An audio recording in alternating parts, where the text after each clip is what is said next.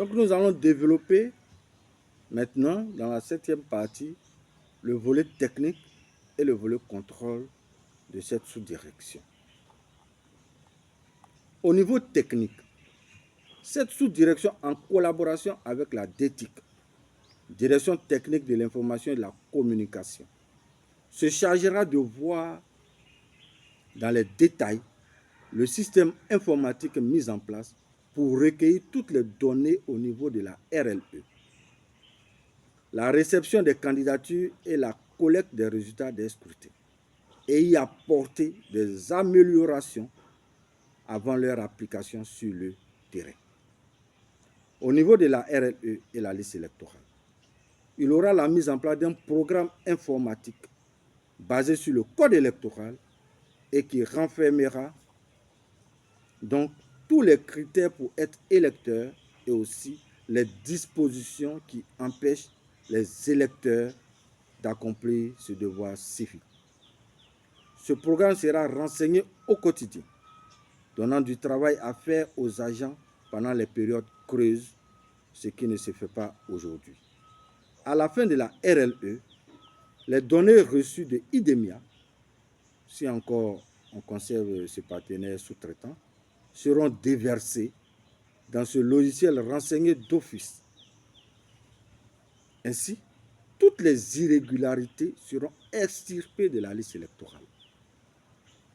Pour finir, nous ferons un audit avant de passer à l'activité de rattachement et son affichage définitif pour être certain que nous aurons fait zéro erreur, zéro fraude sur la liste électorale. Nota bene, les fraudeurs et leurs commanditaires démasqués seront poursuivis et traduits devant les autorités compétentes pour répondre de leurs actes. De la même manière, l'on traduit en justice les fraudeurs d'électricité, les fraudeurs de la douane, les trafiquants de drogue, les fraudeurs aux examens et concours. Les étrangers sur la liste électorale seront rapatriés dans les pays respectifs, à commencer d'ailleurs par la liste électorale en cours.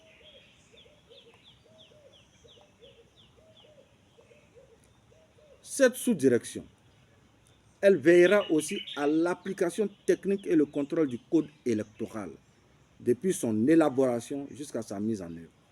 Parce que jusque-là, certaines personnes échappent à certaines dispositions exigibles à la candidature aux élections législatives précisément. Cette sous-direction, en collaboration avec la DTIC, mettront en place un système informatique avec un paramétrage dynamique et malléable de manière à y intégrer tous les critères d'éligibilité au poste électif et aussi les incompatibilités.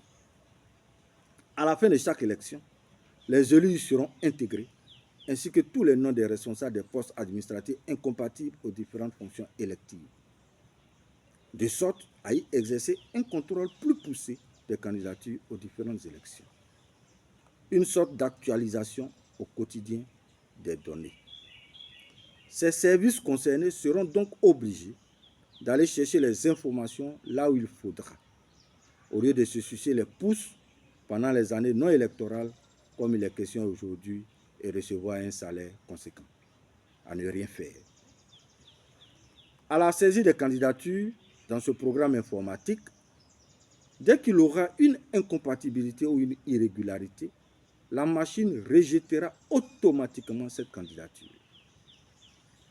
En ce qui concerne le système de collecte des résultats des scrutins, après les observations faites qui ont montré certaines limites du système informatique actuel, il serait intéressant de confier la réflexion à cette sous-direction qui y apportera certainement des solutions. Ainsi, en collaboration avec la DTIC, elle contribuera à l'amélioration du système informatique électoral tout en prenant en compte les observations élucidées dans la vidéo numéro 3. En conséquence de cause, nous n'aurons plus les aberrations constatées au cours des différentes proclamations des résultats comme il est question aujourd'hui. Nous avons fini par le volet technique.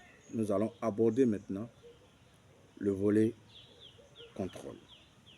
Au niveau du contrôle, le volet contrôle de la RLE et les élections dans toute sa globalité sera chapeauté par cette sous-direction. Pour la RLE, des contrôleurs seront affectés dans toutes les localités et les lieux de recensement électoral à travers tout le pays, soutenus par les chefs de zone devenus directeurs régionaux de la CEI et superviseurs généraux pour cette opération de la RLE.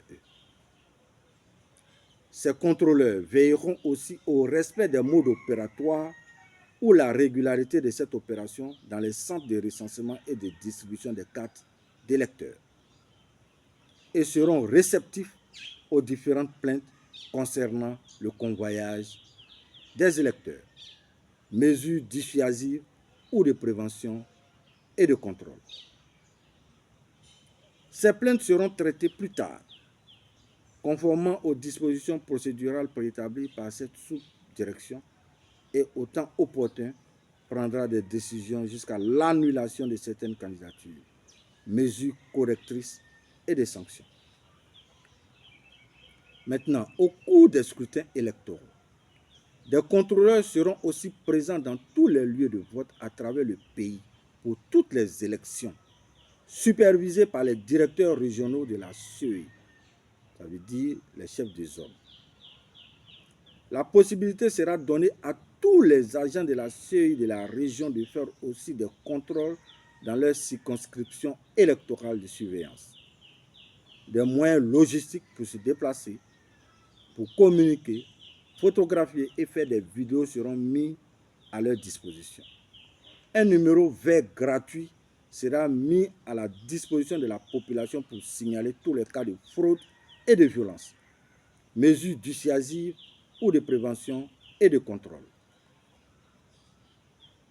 Ensuite, des rapports seront faits à temps réel dans les bureaux régionaux qui seront transformés pour l'occasion à des centres de contrôle et d'intervention rapide par tous ces contrôleurs et des actions urgentes seront entreprises pour pallier à toute éventualité sur le terrain. Mesures de contrôle et correctrices. Et aussi, des sanctions seront prises jusqu'au retrait des candidatures à l'encontre des candidats qui ne respecteront pas les dispositions mentionnées dans le document de bonne conduite qui leur sera remis et signé lors du dépôt de candidature. Mesures de répression ou de sanctions. Contrairement à ce qui se fait aujourd'hui, où le contrôle du scrutin dans les lieux de vote est cédé exclusivement aux représentants des partis politiques, sans ceux des autres candidats indépendants.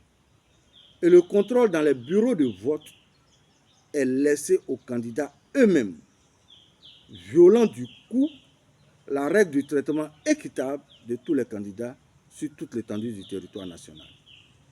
C'est surtout à la présidentielle que ce fait est le plus crucial, ouvrant la voie à toutes sortes d'actions frauduleuses.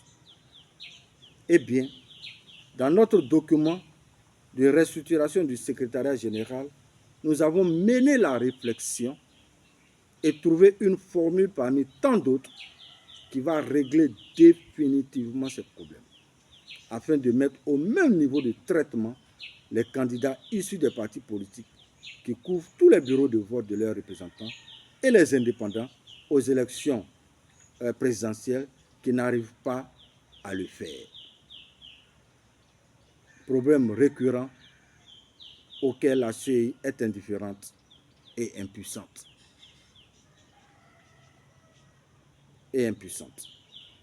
Qui entache l'équité dans le traitement de tous les candidats aux élections, qui pourtant est une disposition de sa feuille de route.